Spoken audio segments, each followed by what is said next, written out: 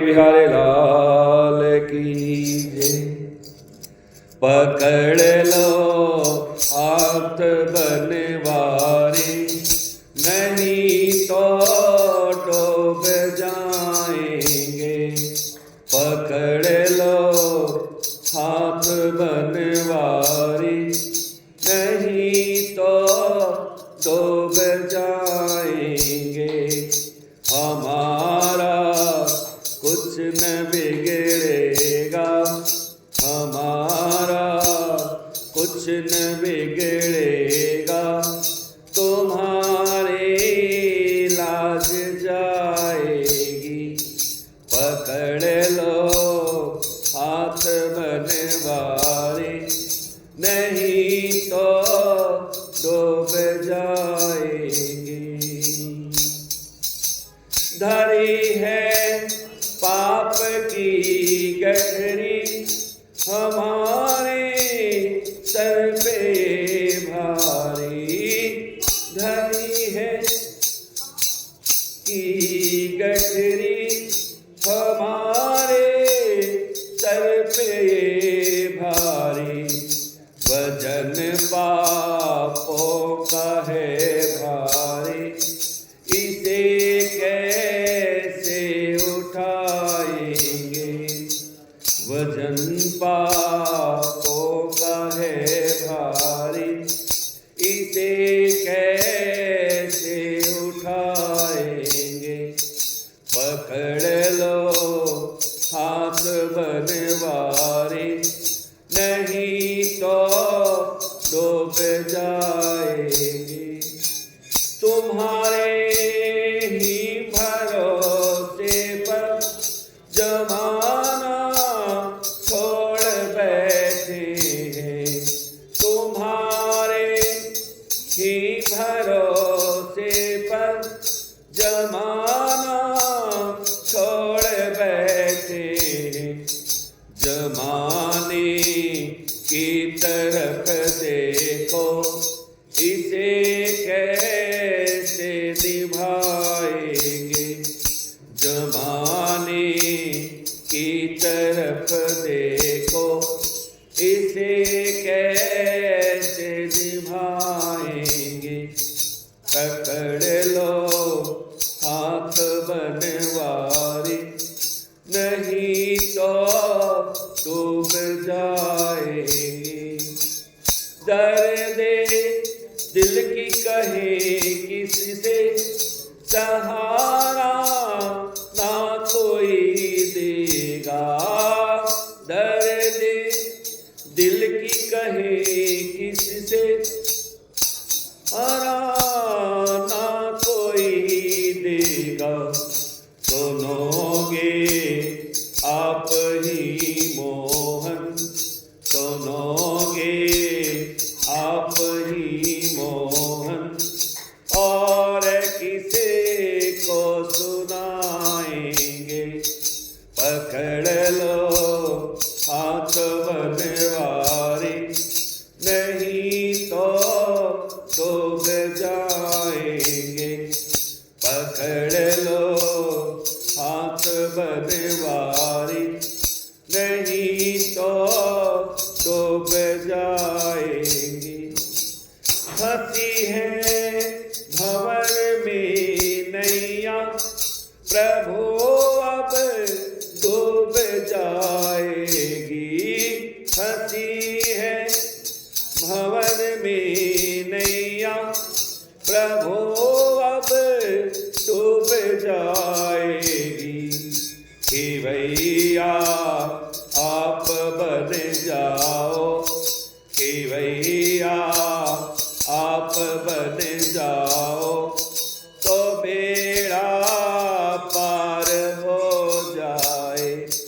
पकड़ लो हाथ बनवारी, नहीं तो डूब जाएंगे। पकड़ लो हाथ बनवारी, नहीं तो डूब जाएंगे। हमारा कुछ न बिगड़ेगा, हमारा कुछ न बिगड़ेगा, तुम्हारी लाज जाएगी। हमारा कुछ न बिगड़ेगा, हमारी लाज जाएगी। पकड़ लो हाथ बनवारी, नहीं तो डूब जाएंगे। प्रेम सुर से कृष्ण चंद्र भगवान की। अभयम सत्व संशुद्धि ज्ञान योग व्यवस्थिति, दानं दानं दमश्च यज्ञश्च स्वाध्यायस्तपार्जवम्। अहिंसा सत्यं क्रोधस्य त्यागः, शान्तिरपैशुनम्।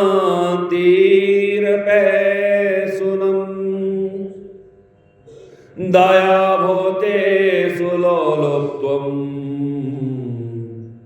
मार्दवं हीरचपालमम्, मार्दवं हीरचपालम्। भगवान श्री कृष्ण अर्जुन को निमित्त बना करके भगवत गीता के माध्यम से हमें समझाते हुए कहते हैं, इस संसार में प्रत्येक जीव के पास दो संपदा है।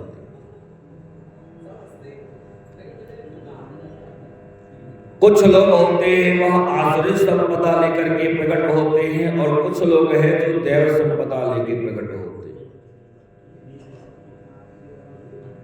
जिसके पास दैव संपदा है उनके मन में भय का सर्वथा अभाव रहता है। अंतःकरण उनका बड़ा निर्मल होता है, तत्व ज्ञान में निरंतर दृढ़ की स्थिति होती है, और हमेशा सात्विक दान करते हैं। इंद्रियों का दमन भगवान, देवता, गुरुजनों, पूजा तथा अग्निहोत्र आदि उत्तम कर्म जो है वही करते हैं। जिनके पास भी दैवी संपदा होती है, चाहे उनके ऊपर कितना भी कष्ट पड़ जाए, लेकिन अपने स्वधर्म पालन को कभी नहीं छोड़ते।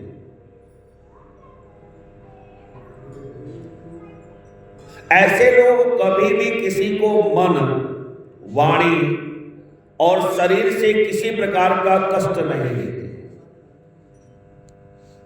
हमेशा यथार्थ और प्रिय भाषण करते हैं। अगर कोई व्यक्ति उनका प्रति अपकार भी कर दे तो भी क्रोध नहीं करते। और सबसे बड़ी बात यह है कि जिनके पास दैवी संपदा होती है उनके अंदर कर्तापन का अभिमान नहीं होता।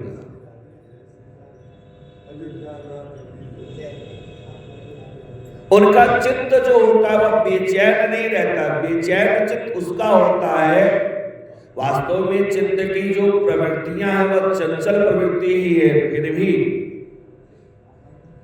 जिनके पास दैवी संपदा होती है उनका चित्त जो होता है चंचल नहीं होता। किसी भी प्रकार का सुख उनको लुभा नहीं सकता, क्योंकि वह किसी भी सुख के प्रति आसक्त नहीं होते। मन उनका बड़ा कोमल होता है। लोक और शास्त्र के विरुद्ध आचरण करने में हमेशा लज्जा का भाव आता है।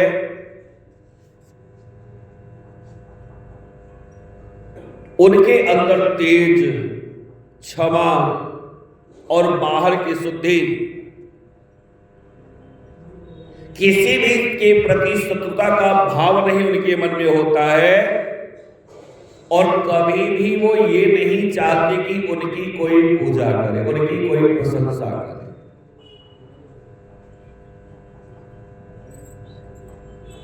हनुमान जी महाराज जब लंका को जला करके आए, माता सीता की खोज करी और खोज करने के बाद सबको साथ लेकर के भगवान श्री राम के पास आए। और जब भगवान श्री राम को सारे हाल के बारे में बताया तो भगवान कहते हैं कि मैं कितना भी प्रयत्न कर लूं लेकिन आपसे उत्तीर्ण नहीं हो सकता।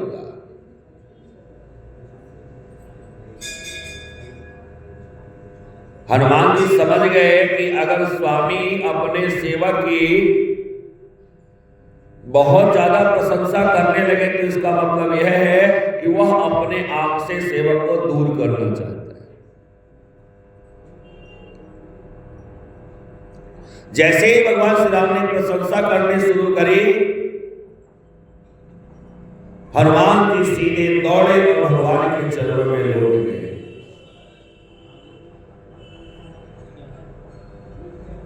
कहा, हे प्रभु त्राहिमाम त्राहिमाम त्राहिमाम। मुझे अपनी प्रशंसा अच्छी नहीं लगती। अगर प्रशंसा वास्तव में मुझे अच्छी लगती है तो आपकी लगती है, क्योंकि ये जितने भी कार्य आप कह रहे हो कि मैंने किया, वास्तव में मैंने नहीं किया, ये तो आपने किया है। अब यह आपका स्वभाव है, यह बात और है कि अपने सेवकों की बड़ाई करना, यह आपका स्वभाव है। लेकिन फिर भी मैं अपनी प्रशंसा सुनना नहीं चाहता, मुझे तो आपके चरणों में ही रहना है। तो इसी प्रकार से जिनके पास दैवी संपदा होती है वह कभी भी अपनी पूज्यता का अभिमान नहीं लेते, उनको अपनी प्रशंसा नहीं चाहिए होती। कुछ और लोग भी हैं जिनके अंदर आसुरी संपदा होती है। आसुरी संपदा किसके पास होती है? कहा, दंभो दर्पो अभिमानश्च क्रोध पारस्यमेव च अज्ञान च अभिजातस्य पार्थ संपदामासुरीम्। जो आसुरी संपदा जिसके पास होती है उनके मन में दंभ बहुत होता है, घमंड कूट कूट के भरा हुआ होता है, अभिमान से भरे हुए होते हैं, बात बात पर क्रोधी हो जाते हैं। जरा सा भी उनके मन के प्रतिकूल कोई कार्य होगा वो क्रोधी हो जाते हैं।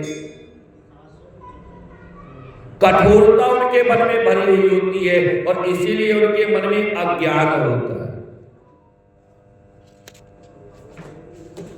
भगवान कहते हैं जो वास्तव में दैवी संपदा से मुक्ति के लिए, ये जो दैवी संपदा होती है इससे जीव मुक्त होता है, और आसुरी संपदा जब जीव के अंदर आती है तो वह जीव कर्म बंधन से बन जाता है। हे अर्जुन, तुम्हारे पास दैवी संपदा है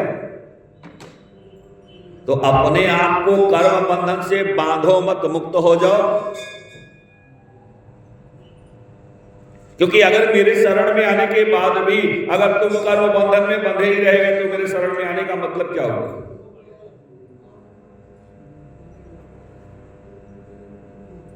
भगवान कहते हैं कि वास्तव में जो दैवी प्रकृति वाला व्यक्ति होता है उसके बारे में बताया गया, लेकिन जो आसुरी स्वभाव वाले होते हैं ना ही वह प्रवृत्ति को समझते हैं और ना ही निवृत्ति को समझते हैं।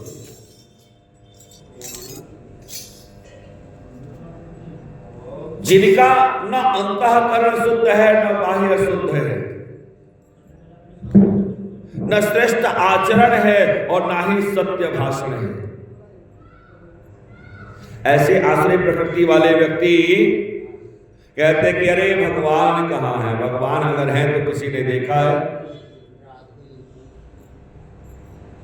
यह संसार तो केवल इसकी उत्पत्ति स्त्री पुरुष के संयोग से हो जाती है। काम ही इसका कारण है, इसके अलावा कुछ नहीं। जिसके पास आसुरी संपदा होती है वो ऐसे ही बोलते हैं। जिनका स्वभाव नष्ट हो गया है, जिनकी बुद्धि मंद है, ऐसे व्यक्ति तो समझ लो कि संसार में केवल नाश होने के लिए ही प्रकट होते हैं। वो हमेशा उनके मन में इतना दम्भ भरा रहेगा, इतना मद से युक्त रहेंगे कि कभी भी किसी को कठोर बात बोल सकते हैं। सिद्धांतों को भ्रष्ट करके, भ्रष्ट आचरण को धारण करके मानव संसार में वैसे भटक रहे जैसे पशु भटकता है।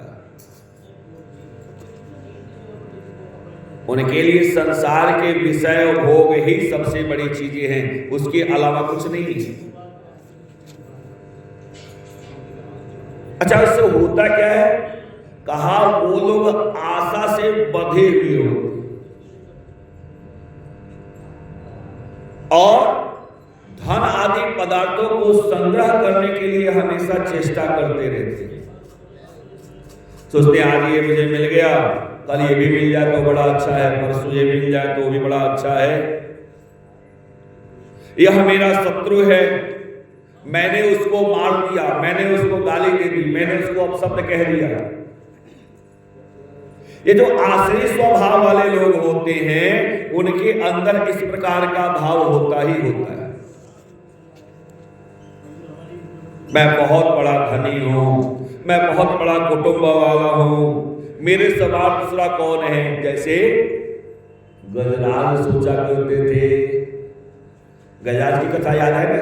श्रीमद् भागवत में गजराज की कथा आती है। हिमालय के तलहटी में एक वन होता है, सानप्रस्थ वन, और उसी वन में हाथियों का राजा रहता है। तो जब वो अपनी पत्नी को देखता है, बच्चों को देखता है, अपनी शक्ति को देखता है, उसे लगता है कि मैं संसार में सबको परास्त कर सकता हूं, मेरे पास बहुत बल है, मेरे समान दूसरा कोई नहीं है। इसी प्रकार से आसुरी स्वभाव वाले व्यक्ति कहते हैं मैं यज्ञ करूंगा, मैं दान करूंगा। बहुत सारे लोग कथा सुनने आते हैं तो कहते हैं अरे महाराज कथा तो सुना, मजा नहीं आया। ये देवी पुरुष कर सकता है क्या? ये आसुरी स्वभाव वाला व्यक्ति करेगा। कथा में मजा आता है, नाचने को नहीं मिला तो कथा में मजा नहीं आया। अरे इसका मतलब आपने कथा के तत्व को समझा ही नहीं। कथा नाचने का नाम नहीं, कथा जोर जोर से शोर करने का नाम नहीं।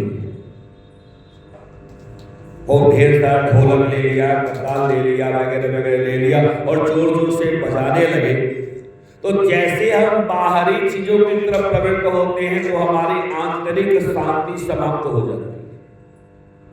आप देखिएगा, विचार करिए, आप भगवान के पास आए, भगवान के दरबार में आए और जोर जोर से ताली बजा बजा के गाना और नाचना शुरू कर दिया। अब जरा ध्यान से देखना, जितने देर आप ताली बजाते हो, गाते हो, नाचते हो, उतने देर आपके अंदर की भक्ति खत्म हो जाती है। और जब आपने ताली बजाना छोड़ दिया, आराम से बैठ गए और आपका मन कथा में लगा या ठाकुर जी में लगा, तो आंतरिक भक्ति अपने आप प्रादुर्भूत होने लगती है। तो ये जो चीजें हैं ये बाह्य चीज से जुड़ा हुआ नहीं है। कहा आमोद प्रमोद जो करेगा वो वास्तव में भगवान की भक्ति को प्राप्त नहीं कर सकता। जो आश्रय स्वभाव वाले व्यक्ति होते हैं वह अज्ञान से मोहित रहने वाले हैं। वो विषय भोगों में आसक्त होकर के अनेक प्रकार के नरकों को भोगते हैं। ऐसा नहीं है कि ऐसे लोग यज्ञ आदि नहीं करते, ये लोग भी यज्ञ करते हैं, लेकिन इनका यज्ञ दिखावा ज्यादा होता है, शास्त्र विधि से हट करके करते। आजकल तो ऐसे यजमान ऐसे पंडित जी को खोजते हैं जो उनके मन वाली बात कर सके। आपने कहा रात है तो हमें कहना पड़ेगा रात है, आप कहेंगे दिन है तो हमें कहना पड़ेगा दिन है। अगर गलती से किसी पंडित जी ने कह दिया नहीं नहीं महाराज आंख खोल के देखो ये तो दिन है रात नहीं है, तो आप कहोगे नहीं ये पंडित जी अच्छे नहीं, इनको हटाओ दूसरे को बुलाओ। कौन चाहिए? जो हमारी चापलूसी कर सके, हमें बार बार प्रणाम कर सके। याद रखिएगा, अगर ब्राह्मण आपके आगे हाथ जोड़ रहा है तो आपके लिए नरक का दरवाजा खुला हुआ है, बंद नहीं है। ब्राह्मण अगर आपके आगे हाथ जोड़ रहा है तो समझ लीजिए आपके लिए नरक के दरवाजे खुले हुए हैं। आप सोचते हो कि मैं संसार में सबसे बड़ा हूं, ये जितने लोग हैं सब मेरे भृत्य हैं, सब मेरे नौकर हैं। तो इसका मतलब यह है कि आपका स्वभाव जो है वह आसुरी स्वभाव है। भगवान कहते हैं ऐसे घमंडी व्यक्ति यज्ञ भी करते हैं लेकिन शास्त्र विधि से रहित यज्ञ करते हैं। वे अहंकार, घमंड, कामना और क्रोध आदि के पारायण होते हैं, दूसरों की निंदा करने वाले होते हैं, अपने और दूसरे में भेद करते हैं, यहां तक कि वो ये भी नहीं मानते कि उनके अंदर मैं बैठा हूं। भगवान कहते हैं वो मानने के लिए तैयारी नहीं कि मैं उनके अंदर बैठा हूं। ऐसे दुष्टों को, ऐसे पापाचारी व्यक्तियों को मैं बार बार नरक में डालता हूं, आसुरी योनि में ही भेजता हूं। भैया जो आपको अच्छा लगेगा भगवान वही कर देंगे। कहते ना जो रोगी को भावे वो वैद्य फरमावे। तो भगवान कहते हैं अगर आपको यही अच्छा लगता है तो यही सही। हे अर्जुन, ऐसे लोगों के सामने ही मैं रहता हूं लेकिन ये मुझे पहचान नहीं पाते क्योंकि इनका ज्ञान ढका हुआ है। और जब ज्ञान ढका हुआ रहेगा तो आप किसी भी परिस्थिति में परमात्मा को पहचान नहीं पाएंगे, क्योंकि नरक के 3 दरवाजे हैं, काम, क्रोध और लोभ। ये 3 जो हैं वह नरक के दरवाजे हैं। त्रिविधम नरक सेदम द्वारम नाशनमात्मनः काम क्रोधस्तथा लोभ तस्मात् एतत्त्रयं त्यजेत्। अगर आप नरक में नहीं जाना चाहते हो तो इन तीनों का त्याग करने का प्रयत्न करो। हालांकि है बड़ा कठिन, लेकिन अभ्यास से काम पूर्ण हो सकता है। हे अर्जुन, इन तीनों नरकों से मुक्त पुरुष अपने कल्याण के लिए आचरण कर सकता है। अर्थात जब तक आपके मन में काम, क्रोध और लोभ रहेगा तब तक आप अपने आत्मा के कल्याण के लिए प्रयत्न नहीं कर पाओगे। जब इनसे मुक्त हो जाओगे तभी आप कर पाओगे। जो पुरुष शास्त्र विधि को त्याग करके अपनी इच्छा से मनमाना आचरण करता है वह न ही तो सिद्धि को प्राप्त करता है, ना ही परम गति को प्राप्त होता है और ना ही उसे सुख मिलता है। अर्जुन कहते हैं महाराज एक बात और मेरे समझ में नहीं आ रही है, क्योंकि आप मेरे गुरु हैं इसलिए मैं आपसे पूछ रहा हूं कि जो शास्त्र विधि को त्याग करके श्रद्धा से युक्त होकर देवताओं की पूजा किया करता है उनकी स्थिति कौन सी है? सात्विकी है, राजसी है अथवा तामसी है? भगवान कहते हैं कि महाराज वास्तव में मनुष्य के लिए परम आवश्यक है कि वह शास्त्रीय संस्कारों के द्वारा ही भगवान का पूजन करे। जो शास्त्र में बताए गए रास्ते हैं जब उन पर आप चल करके भगवान देवताओं का पूजन करोगे तो वह सात्विकी श्रद्धा होती है। जो मनुष्य श्रद्धा उनके अंतःकरण के अनुरूप होती है जो पुरुष जिस प्रकार का श्रद्धा रखता है उसी प्रकार से वह है भी। याद रखो, जो सात्विक पुरुष होते हैं वो देवताओं की पूजा करते हैं। राजस पुरुष जो होते हैं वह यक्ष की पूजा करते हैं, राक्षसों की पूजा करते हैं, और जो तामस मनुष्य हैं वह प्रेत और भूत गणों की पूजा करते हैं। इसमें जो तंत्र साधना करने वाले हैं ना, कहते हैं कि भाई मुझे तो ये मंत्र आता है, मैं किसी को मार सकता हूं, वो सारे के सारे लोग क्या हैं? तामसी हैं। भगवान ने कहा कि जो मनुष्य शास्त्र विधि से अलग होकर के केवल मन कल्पित अनुसार अपने शरीर को तपा रहे हैं, वो बिना मतलब के श्रम कर रहे हैं। केवल आप अपने शरीर को कष्ट दे रहे हो, याद रखना। अगर आपका मन दंभ और अहंकार से युक्त है, कामना और आसक्ति आपके मन में है, तो आप चाहे कितना भी प्रयत्न कर लो, भगवान का शास्त्रीय विधि से भजन नहीं कर सकते। भोजन भी सबका अपनी अपनी प्रकृति के अनुसार होता है, ना जैसा खाओगे मन वैसा होगा मन। भगवान ने कहा उसी प्रकार से यज्ञ, तप और दान भी 3 प्रकार के होते हैं, वही सात्विक, राजसिक और तामसिक। जो आयु, बुद्धि, बल, आरोग्य, सुख और प्रीति को बढ़ाने वाले भोजन हैं रस युक्त, जिसमें रस होता है। जैसे फल हो गया है ना, उसमें रस होता है। शरबत हो गए, इसमें रस होता है। दूध है जिसमें रस होता है, दही होता है। तो ये सारे भोजन जो हैं वह सात्विक भोजन है। घी है, सात्विक भोजन है। लेकिन आजकल डॉक्टर साहब लोगों के पास जाइए तो डॉक्टर साहब पहले कहते हैं भाई घी बंद कर दो, घी बंद कर दो, घी मत खाओ, घी खाओगे तो क्या होगा? चर्बी बढ़ जाएगी। भगवान कहते भैया देखो, वास्तव में दूध, दही, घी और फल ये सात्विक भोजन। इससे कभी भी आपके मन में उद्वेग नहीं होगा। अगर ये आप खाते हो तो, अगर अपने आहार में लेते हो तो आपके मन में बेचैनी नहीं होगा, उद्वेग नहीं होगा। ये केवल सात्विक पुरुष को ही प्रिय होते हैं।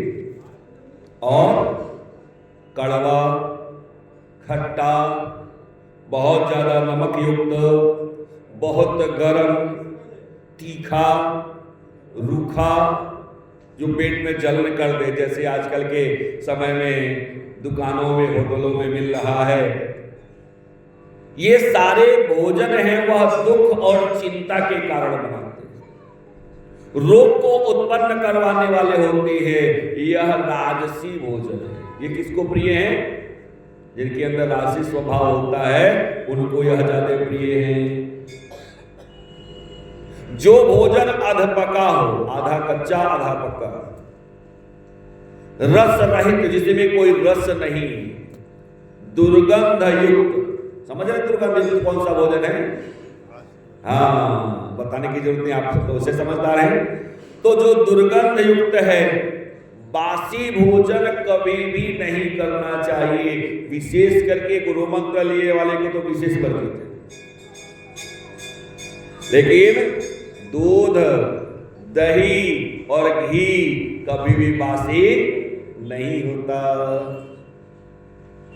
उच्छिष्ट अन्न नहीं खाना चाहिए। उच्छिष्ट अन्न का मतलब समझते हैं? आजकल हम लोग 2 काम बहुत गलत कर रहे हैं।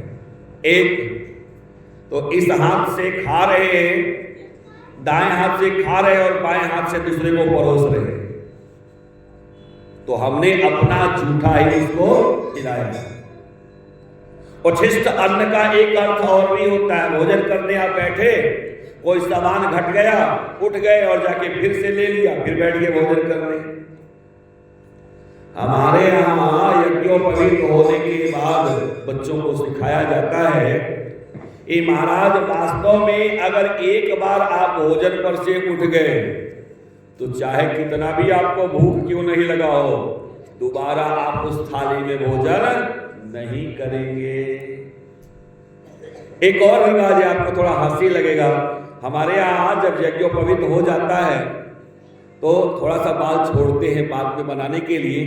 उस समय एक पत्तल पे दही और शक्कर दिया जाता है खाने के लिए, और ठाकुर जी खड़े रहते हैं, मतलब नाव ठाकुर खड़े रहते हैं दूर। जैसे ही बच्चा खाना शुरू करता है, अब तो खैर सब लोग समझदार हो गए, जैसे ही बच्चा खाना शुरू करता है तो वो लोग पत्तल खींच के और भाग जाते हैं। खींच के भागने का मतलब यह है कि दोबारा आप उसको नहीं खा सकते। अब तो ठाकुर जी लोग इतने समझदार हो गए कि कहते हैं अच्छा खा लो आराम से, लास्ट में खींचेंगे, वो अलग बात है। तो भाव ये है कि एक बार अगर आपने भोजन कर लिया और उस पत्तल से उठ गए, उस थाली पर से उठ गए, तो दोबारा उसको कभी भी किसी हालत में ग्रहण नहीं करना चाहिए। प्रेम से श्री कृष्ण चंद्र भगवान की। तो जो उच्छिष्ट भोजन होता है उसे कभी भी किसी भी हालत में नहीं खाना चाहिए। ये केवल तामसी लोग खाते हैं। वह भोजन अपवित्र है, उसको नहीं खाना चाहिए। इसी प्रकार से जो शास्त्र विधि में नियत यज्ञ आदि कर्म है, जो भी व्यक्ति उसको करता है उसको परम गति की प्राप्ति होगी।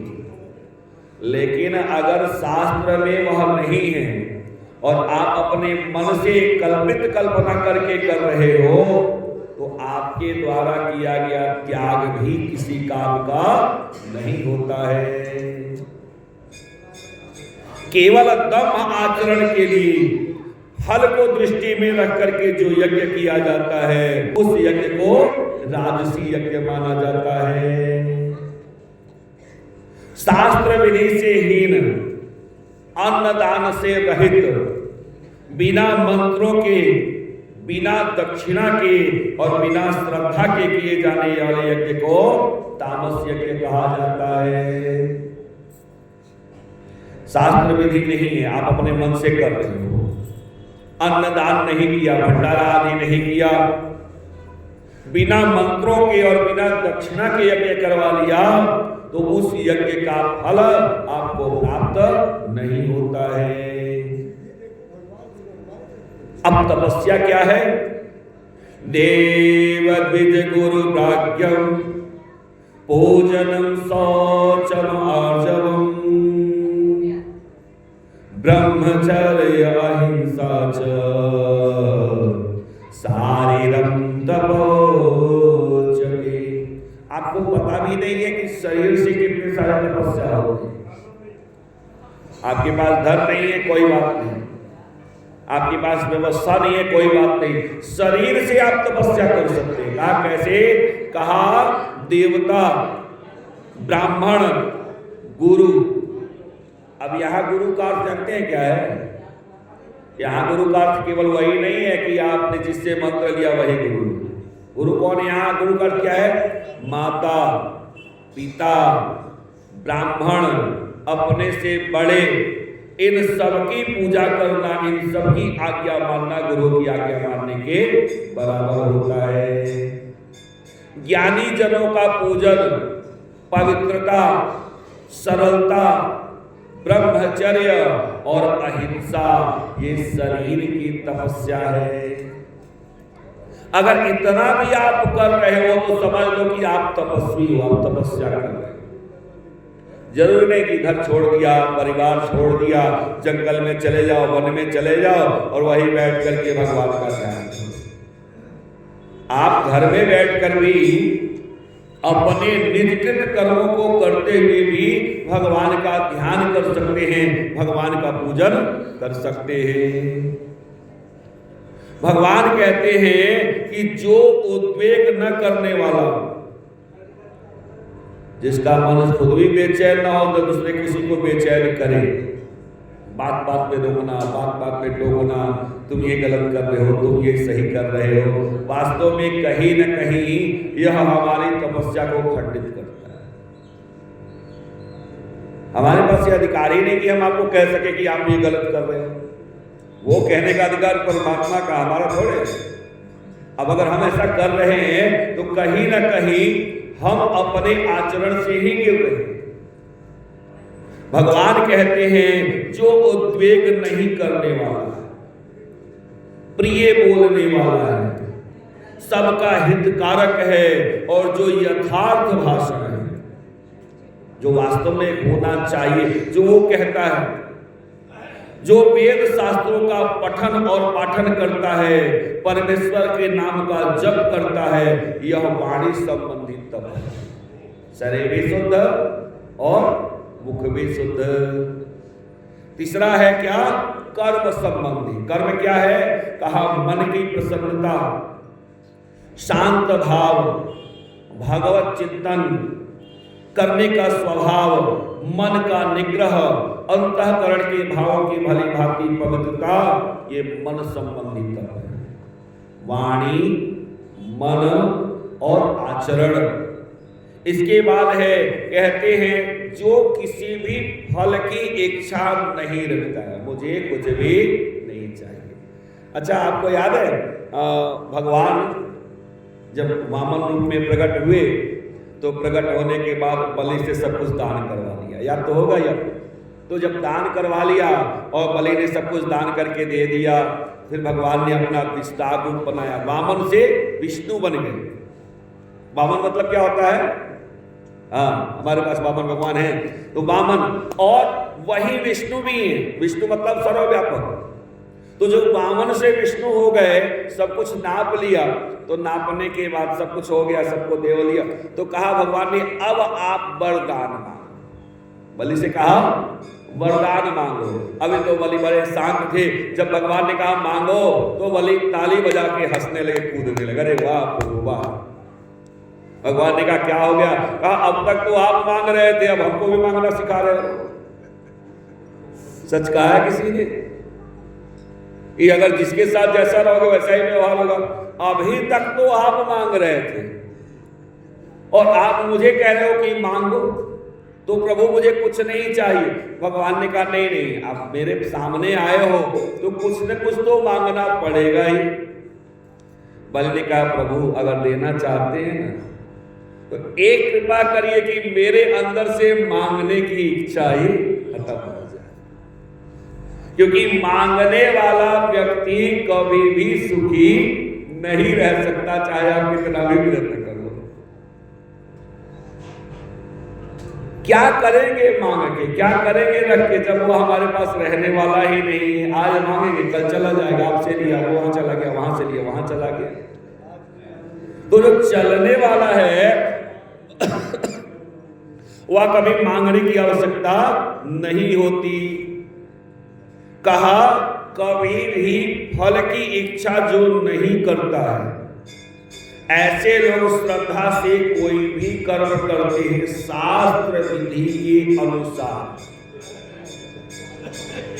तो ऐसे तप को सात्विक तप किया जाता है।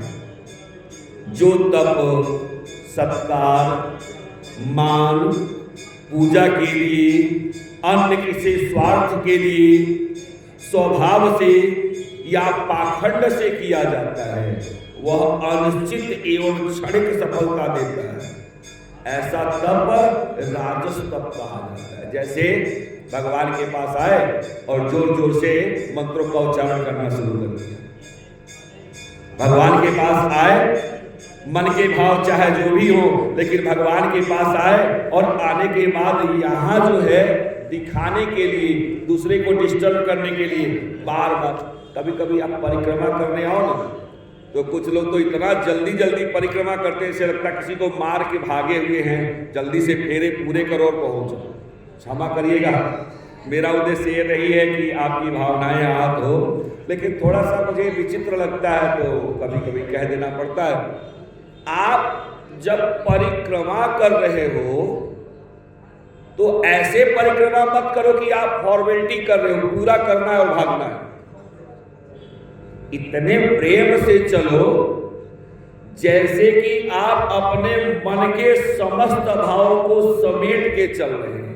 न ज्यादा धीरे चलना है और न ज्यादा तेज चलना है, आप 1 परिक्रमा करो, 3 करो, 5 करो, जितनी इच्छा हो करो, लेकिन भागते हुए मत। तो ऐसा लगता है जैसे पहले गांव में बैल हुआ करते थे, धान को पुआल से निकालने के लिए उनको धान के ऊपर दौड़ाया जाता था। तो जब जैसे दौड़ते थे ना जल्दी जल्दी, तो जो सबसे किनारे रहने वाले बैल हैं वो बहुत तेजी से दौड़ते हैं, और जो बिल्कुल खंभे के पास रहता था बैल, वो बिल्कुल धीरे धीरे धीरे धीरे घूमता था। यानी आपका 100 चक्कर और उसका 5 चक्कर एक बराबर हो जाता था। तो इसलिए कभी भी आप परिक्रमा कर रहे हैं तो यह सोच के परिक्रमा करिए कि बिल्कुल आराम से करना है, जरा सा भी किसी बात को चिंता करके नहीं करना है। भगवान कहते हैं कि इस प्रकार से जो हल्की इच्छा करके कोई कार्य करता है वह राजस तप कहा जाता है। जो दान क्लेश पूर्वक कहा जाता है, भगवान ने कहा कि जो तप सत्कार मान और पूजा के लिए कहा गया है वह राजस तप है। थोड़ा देर के लिए भले सुख मिल जाए, लेकिन वह फल जो होता है अस्थाई नहीं होता है। जो तप मूढ़ता पूर्वक किया जाता है, मन वाणी और शरीर को पीड़ा दे करके किया जाता है, दूसरे का अनिष्ट करने के लिए किया जाता है, ऐसा तप तामस तप कहा जाता है। उसी का एक स्वरूप है। जैसे कभी कभी अच्छे लोग भी तामस तप कर देते हैं। दुर्वासा ऋषि ने कृत्या को प्रकट किया, अम्बरीश महाराज के पीछे लगा दिया, है ना। अम्बरीश महाराज के पीछे लगा दिया, परिणाम क्या हुआ? उनको ही उनका कष्ट सहना पड़ा। तो इस प्रकार से भगवान कहते हैं ऐसे दान भी है। दातव्यम इति यद्दानम दीयते अनुपकारिणी देशे काले च पात्रे च तद्दानं सात्विकं स्मृतम्। हमारा कर्म है दान देना। ऐसे भाव से जो दान देश काल और पात्र के अनुसार किया जाता है उसे सात्विक दान कहते हैं। अब देश क्या है?